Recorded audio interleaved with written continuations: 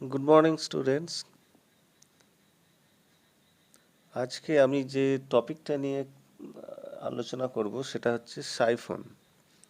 সাইফনের কি কার্যনীতিটা কি বা তার কি শর্ত, তার ব্যবহার, সেগুলো নিয়ে একটু আলোচনা করব। আচ্ছা, প্রথমেই সাইফনের যে সংজ্ঞা সেটাতে চলে যাই। সাইফন বলতে কি বুঝি আমরা? সাইফনটা কি জিনিস?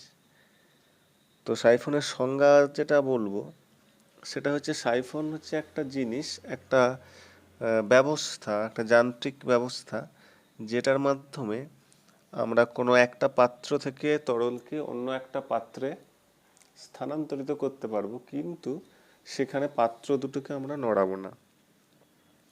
পাত্রগুলোকে কোনো প্রকার না নড়িয়ে সেখানে একটা থেকে আর একটা তরলকে আমি ট্রান্সফার করে ফেলবো। সেই ব্যবস্থাটা হচ্ছে সাইফন। তো এখানে সাইফনের আমি একটা ছবি দেখাতে পারি। তার আগে আমি একটা কথা বলি যে এই সাইফন ব্যাপারটা আমরা যখন ছোট ছিলাম, আমাদের ছোটবেলার কিছু স্মৃতি শেয়ার করতে পারি। সেটা হচ্ছে, তখনকার দিনে এত ইলেকট্রিসিটি ছিল না, তো তো সেই কারণে তখন জমিতে চাষের জন্য প্রচুর পাম্প সেট ইউজ হতো। তো এখনকার মতো এত সাবমার্সিবল ছিল না। তো সেই পাম্প যেগুলোকে বলা দমকল বলা হতো, তো সেই দমকলের জন্য ডিজেল বা কেরোসিন এগুলো লাগতো। তো ডিজেল আনার জন্য তখন বড় বড় যে ব্যারেলে করে ডিজেল নিয়ে আসতো। এখন ওই বড় ব্যারেলগুলো থেকে ছোট যে 5 লিটার বা 10 লিটারের যে ব্যারেল, সেগুলোতে ঢালতে হতো। তো অত বড় ব্যারেল থেকে তো ঢালা সম্ভব নয়। তো সেই জন্যে তখন কি করা হতো, একটা ওই পাইপকে, রাবার টাইপের কিছু বা প্লাস্টিক টাইপের কিছু পাইপকে বড়টার মধ্যে ভরে নিয়ে তা সেটা থেকে টেনে নিয়ে ছোটতে ভরে দেওয়া হতো। ওটা আমরা ছোটবেলায় দেখতাম, ভীষণ খুব এনজয় করতাম, মজা হতো খুব। ওটাই অ্যাকচুয়ালি সাইফন। তখন যে ওটাকে সাইফন বলে সেটা আমরা জানতাম না। এছাড়াও আর একটা জিনিস এখন তোমরা দেখতে পাবে, সেটা হচ্ছে যদি বাড়িতে যখন, যেখানে নতুন বাড়ি হয়, নতুন বাড়িতে যেখানে পাথর বসানো হয় মেঝেতে, তখন ওই পাথর যে কাটতে হয়, পাথর কাটার সময় প্রচুর গুঁড়ো বেরোয়। তো সেই গুঁড়োটা খুব ক্ষতিকারক এবং সেই ক্ষতি হতে পারে। যেহেতু খুব ক্ষতিকারক, সেই জন্য ওই গুঁড়োটা যাতে না উড়ে তার জন্য সবসময় সেখানে জল দিতে হয়। এবার এই কন্টিনিউয়াস কীভাবে জলটা সেখানে দেওয়া যাবে তার জন্যে ওরা একটা ব্যবস্থা করে। সেটা হচ্ছে, ওরা একটা বড় পাত্রে জল নিয়ে সেটাকে একটু উপরে রেখে দেয়, একটু উঁচুতে রেখে দিয়ে সেখানে একটা লম্বা সরু পাইপ, তার মধ্যে জলটাকে টেনে নিয়ে এবার ওই যন্ত্র যেটা দিয়ে কাটছে সেখানে ধরে থাকে। এবার প্রয়োজনে সেটা থেকে জল ছেড়ে দেয় এবং সেটা থেকে কন্টিনিউ জল পড়তে থাকে। আবার যখন ওই পাত্রটা জল শেষের দিকে চলে আসে তখন ওটাতে আবার ভরে দেয়। তো এটাও একটা সাইফন, এবং এটা ওই একটা ব্যবহারিক প্রয়োগ। এটা তোমরা দেখে থাকতে পারো হয়তো, যেখানে পাথর বসানো হচ্ছে বাড়িতে, অবশ্যই দেখে থাকবে। তো এখন আসল জিনিসে আসি। আমি প্রথমে একটা সাইফনের আমি একটা ছবি দেখাই। আচ্ছা, এটা একটা সাইফনের ছবি। তো সাইফনের যে ব্যবস্থাপনাটা সেটা আমি যদি একটু বর্ণনা করি, তাহলে এখানে দেখো, এখানে দুটো পাত্র রাখা আছে। তো একটা পাত্র একটু উপরে রাখা আছে আর একটা নিচুতে রাখা আছে।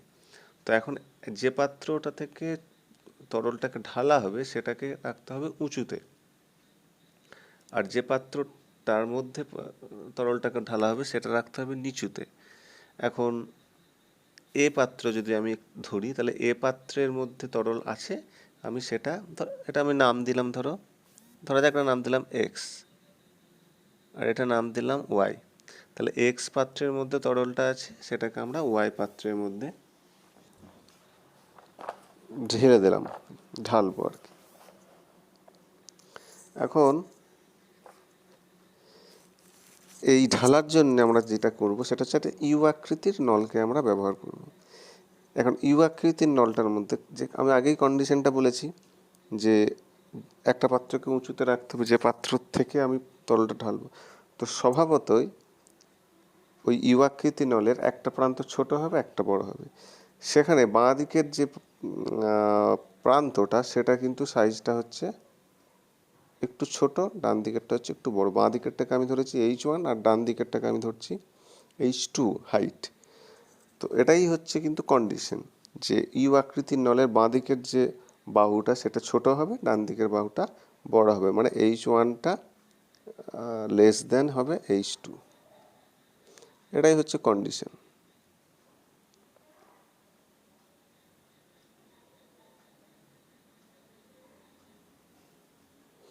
এখন এবার এখন যেটা করতে হবে সেটা হচ্ছে এই নল ইউ আকৃতির নলের ভিতরে ওই তরলটা দিয়ে পূর্ণ করে নেব।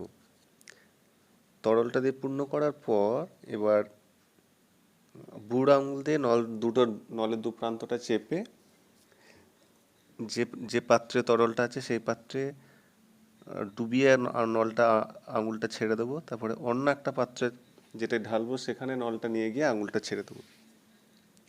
এখন যখনই আঙুলটা সরিয়ে নেওয়া হবে সাথে সাথে কিন্তু তখন ওই তরল পুরনো পাত্র থেকে তরলটা নলের ভিতর দিয়ে খালি পাত্রের মধ্যে জমা হতে থাকবে। এটাই হচ্ছে এর মানে বিবরণটা। এখন আসল কথাটাই আসা যাক, সেটা হচ্ছে যেটা হচ্ছে কি করে, এটা হওয়ার পেছনে কারণটা কি। তো কার্যনীতি যেটা বলা হয় সে কার্যনীতিটা তাহলে কি, মানে কিসের বেসিসের উপরে নির্ভর করে এটা হচ্ছে, সেটাই একটু আলোচনা করা যাক। এটা হচ্ছে কার্যনীতিটা।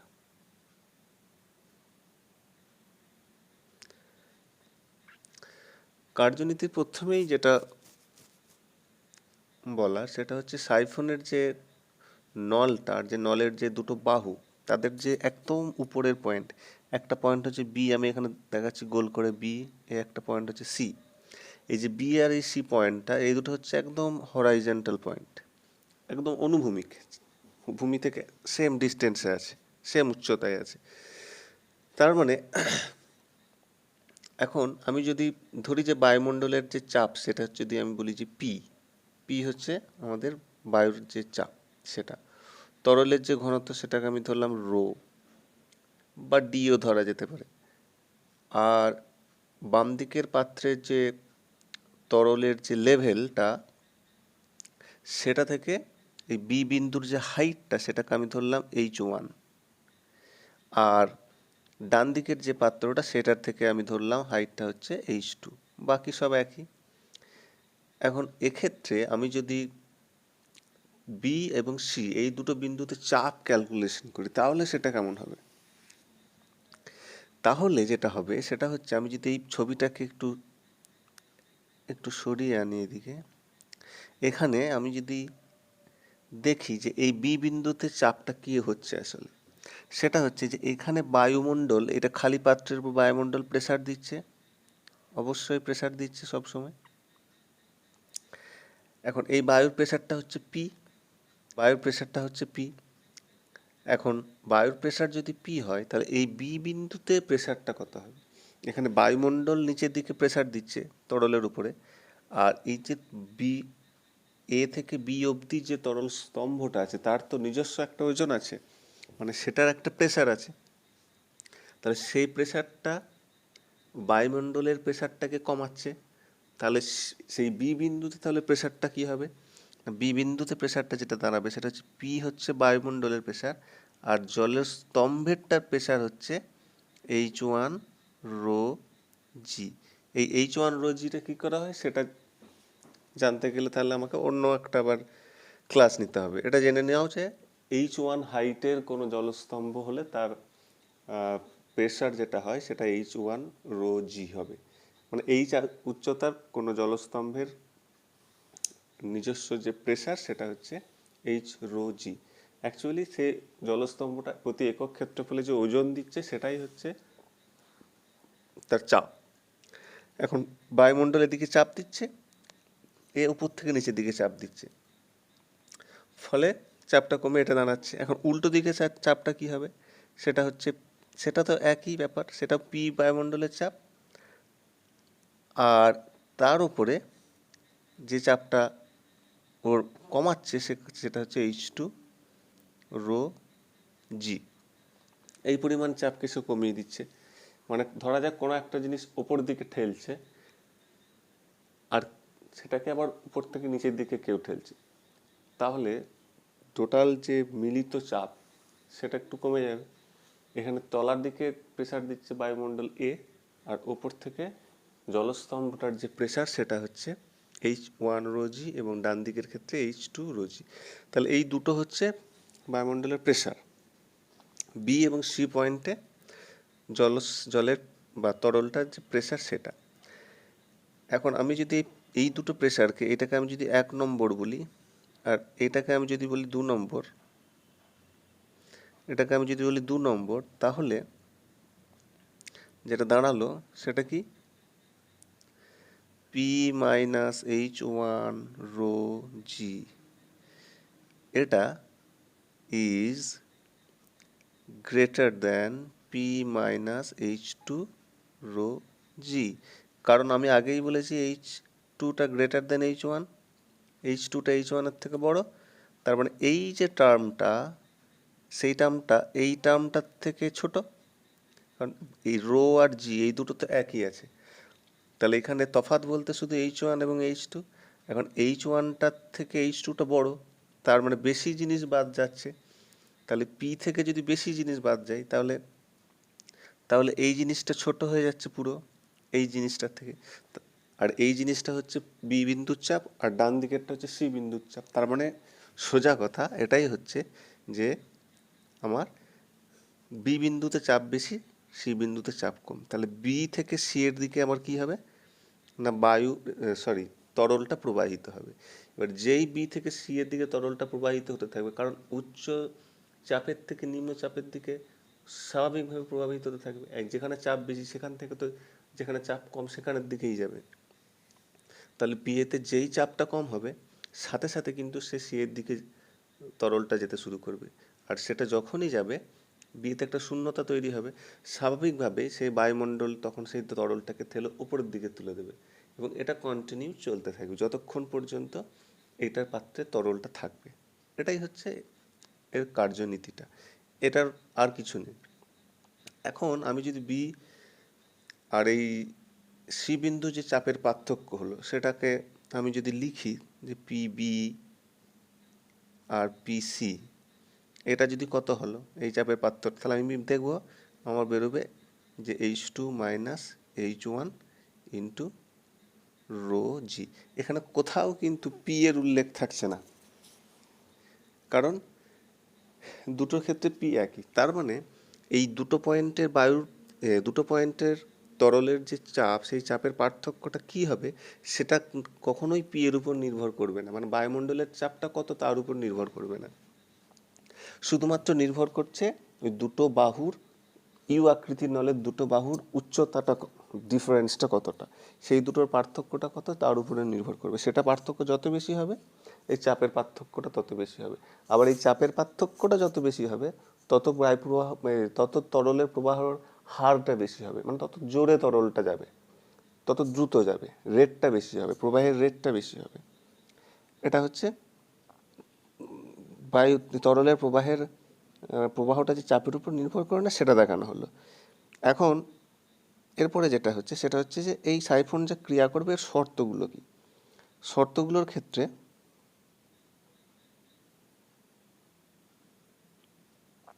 1 নম্বর আমি যেটা বলতে পারি সেটা হচ্ছে, প্রথমেই আমি বলে দিতে পারি যে বায়ুমণ্ডল ছাড়া সাইফন ক্রিয়া করবে না।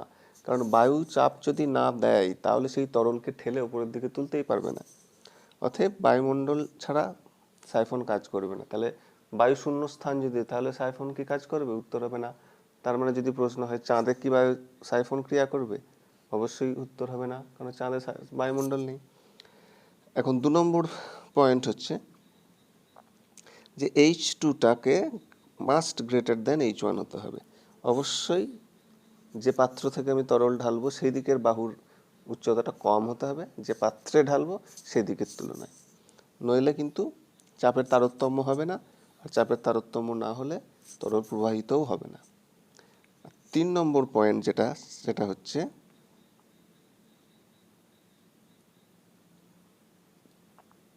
তিন নম্বর পয়েন্ট হচ্ছে সেটা হচ্ছে যে এটা খুব ভাইটাল এবং এটা খুব ইম্পর্ট্যান্ট একটা পয়েন্ট। সেটা হচ্ছে যে বাঁ দিকের যে বাহুটা বাঁ দিকের তরল পাত্রে যে ছোট বাহুটা, সে বাহুটার উচ্চতাটা, যেটাকে আমরা H1 বলেছি এখানে, সেটা এমন হবে না যাতে বায়ুমণ্ডলের চাপ সেই তরলকে যে উচ্চতা অবধি তুলতে পারে তার চেয়ে যেন বেশি না হয়ে যায়। আমরা যদি টরিসেলির পরীক্ষার ক্ষেত্রে একটু ভাবি, এগুলো আগের হয়ে গেছে না, ক্লাস 7-8 হয়ে গেছে। তরল স্তম্ভে যে চাপ দেয় সেটা H-ρ-g হয়, এটাও আমরা আগে জেনে গেছি। তো এটা আমি একবার অন্য কোনো জায়গায় বলে দেব। সেটা হচ্ছে যে যদি কোনো একটা একটা বায়ুমণ্ডল যে চাপ দেয়, সেই চাপটা আমরা তো জানি যে যদি পারদের স্তম্ভ হয় তাহলে 76 সেমি তরল স্তম্ভ পারদ স্তম্ভের সাথে সমান হয়। মানে 76 সেমি পারদ স্তম্ভ যে চাপ দেয়, বায়ুমণ্ডল ঠিক সেই চাপটা দেয়।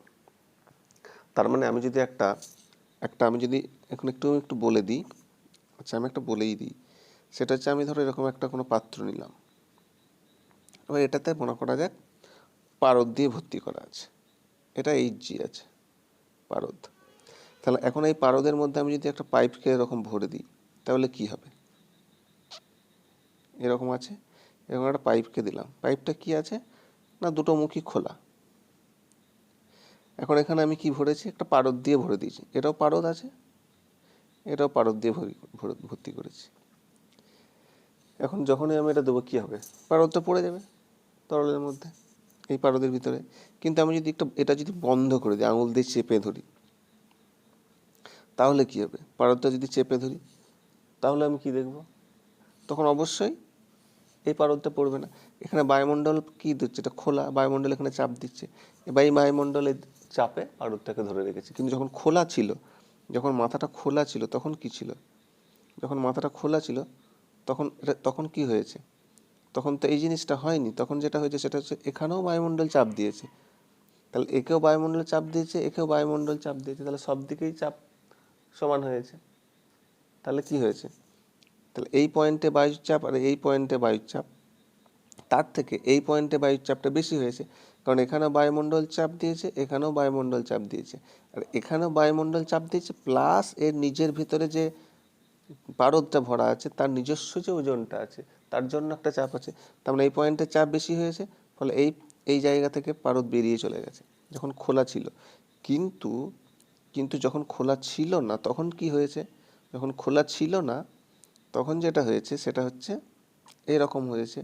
এখন পারদ দিয়ে ভর্তি করা আছে, এখন এই নলটার মধ্যে দিয়ে যখন এটা বোঝানো আছে, তখন এখানে বায়ুমণ্ডল চাপ দিতে পারছে না, কিন্তু এখানে বায়ুমণ্ডল চাপ দিচ্ছে, এখানে দিচ্ছে।